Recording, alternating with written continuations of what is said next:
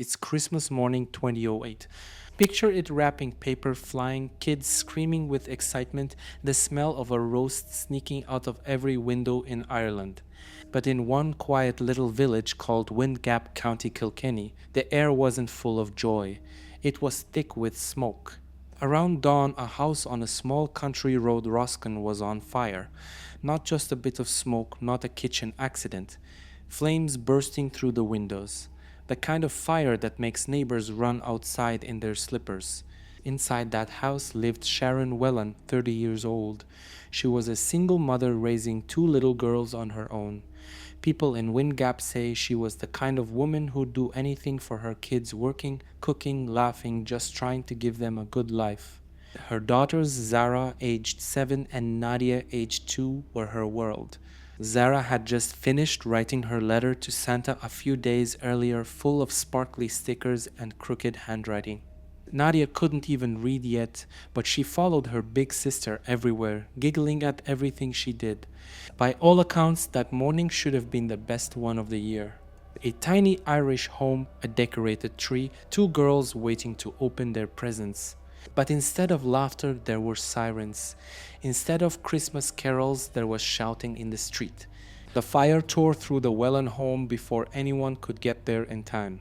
By the time help arrived, the house was already half gone, and as firefighters started searching through the smoke and rubble, they had no idea they were walking into one of the darkest Christmas stories Ireland had ever seen.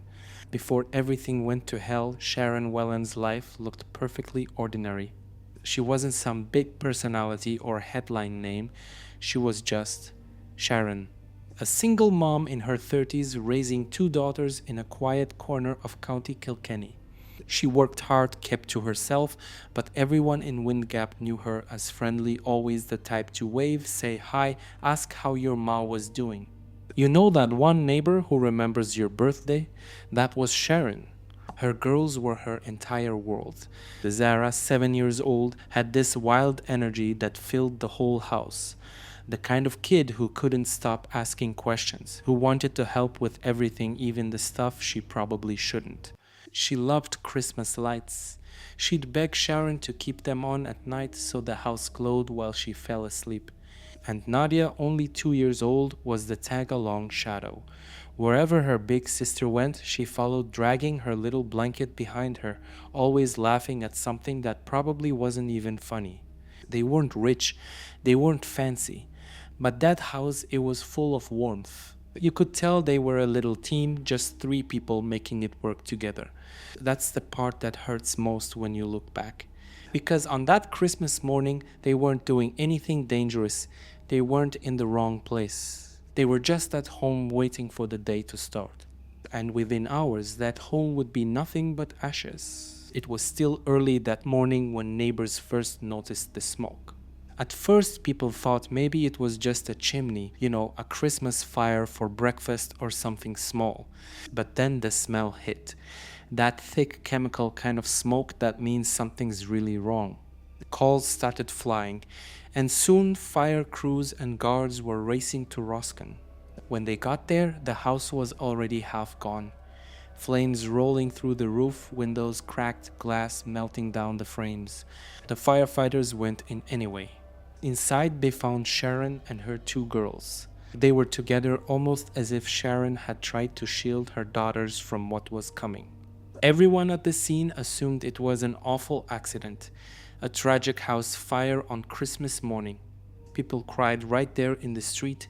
Nobody could believe something that cruel could happen on a day like that. But here's the thing about fires, they don't just destroy everything, sometimes they tell stories. When investigators walked through what was left, little details didn't add up. The burn patterns were strange. Some parts of the house burned faster than they should have. And Sharon, she didn't look like she died from smoke. A few days later, forensic results confirmed it. Sharon Whelan had been strangled before the fire ever started. Her daughters, Zarah and Nadia, had died from smoke inhalation. They were alive when the flames began. That discovery flipped the entire case. What people thought was a tragic accident became something much darker. a deliberate act. From that moment on, the guards treated the house not as a burned home, but as a murder scene. Once the fire was confirmed as deliberate, the guards started digging.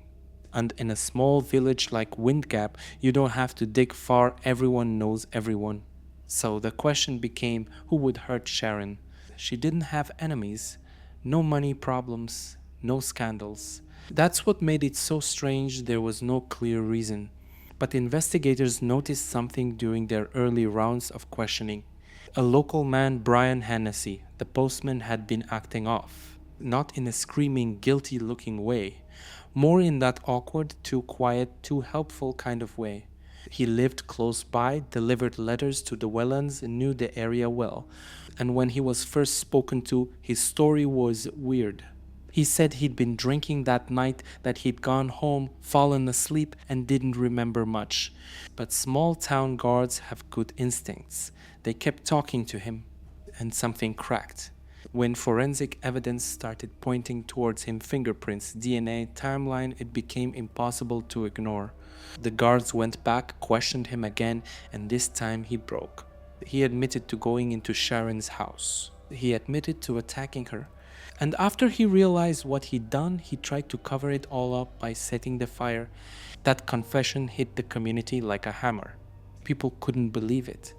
The man who handed out Christmas cards was the one who destroyed Christmas for everyone else. In November of 2009, Brian Hennessy stood trial for the murders of Sharon, Zarah, and Nadia Whelan. He was found guilty and given life sentences. But as many Irish families have learned, a life sentence doesn't always mean what you think it does. When news of Brian Hennessy's arrest spread through Windgap, it hit like a punch to the chest. This wasn't some faraway crime you saw on the news, this was home. A small Irish village where people still left their doors unlocked. Everyone knew the postman, everyone knew Sharon. And now they had to live with the fact that one of their own had done something unthinkable. Christmas in Kilkenny changed that year. It wasn't about decorations or family dinners anymore. It was about trying to make sense of something that didn't make sense at all. People left candles at the site where the Whelan house once stood. The local church filled with photos of Sharon, Zarah, and little Nadia, three faces everyone already knew, now frozen in time. The community grieved together, but also quietly fell apart a bit. When a tragedy like that happens, trust disappears. The idea that you can know someone, really know them, feels like a joke after something like this. And the Whelan family. They were left to pick up the pieces of a story that would never be whole again. Every Christmas since, they've had to live with the same date circled in red, not as a day of joy, but as the day everything was stolen from them. Some say the hardest part wasn't just the loss, it was how cruelly normal everything looked before it happened. Because when evil hides in plain sight, it makes you question everything around you. You'd think after a sentence like that, there'd be some peace. You'd think the Whelan family could finally breathe again. But no, because in Ireland, a life sentence doesn't always mean life. There's always that whisper, what if he gets out? What if one day you're walking down the same street and you see the man who killed your sister, your nieces, standing there like it's nothing? For Sharon's brother, John Whelan, that question became a nightmare that never ends. Instead of moving on, he turned his grief into purpose. He started speaking out, pushing for stronger victims' rights, demanding that life sentences actually mean something. And honestly, who could blame him? He'd lost his whole family in one night.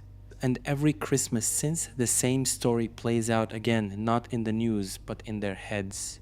What makes this case sting even more is the timing. It wasn't just a murder. It was on Christmas Day, the one day that's supposed to be safe, warm, full of love. It's hard not to see that as deliberate. Because the cruelty of choosing that morning, it's the part that never fades.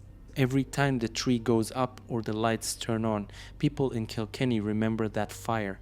Not because they want to, but because it's impossible to forget. All these years later, the name Sharon Whelan still means something in Ireland. Not just because of what happened, but because of what came from it.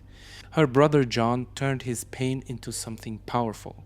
He started pushing for real change, stronger victims' rights, fairer sentencing, and support for families who have to sit through trials that feel endless. He became one of those voices you actually listen to because he's not speaking as an activist, he's speaking as a man who lost everything on Christmas morning. Every December, Windgap remembers. People light candles, leave flowers, whisper her name. And every year, the same question hangs in the air: how could anyone do that? A mother, two children asleep in their beds. But here's the part that still chills people. Brian Hennessy, the man convicted, was sentenced to life. Yet in Ireland, life can mean 20 years, sometimes less. So every few years, when talk of parole comes up, that old fear returns. Imagine that. You survive a tragedy like that, and then you have to keep surviving it again each time his name appears in the papers. It's ironic, isn't it? A man tried to erase what he'd done with fire and instead burned his own name into Ireland's memory forever. And somewhere in that quiet village of Windgap, Christmas morning still feels different. The lights go up, the trees shine, kids laugh. But behind it all, there's a silence that never really left. That's the thing about stories like this, they don't really end.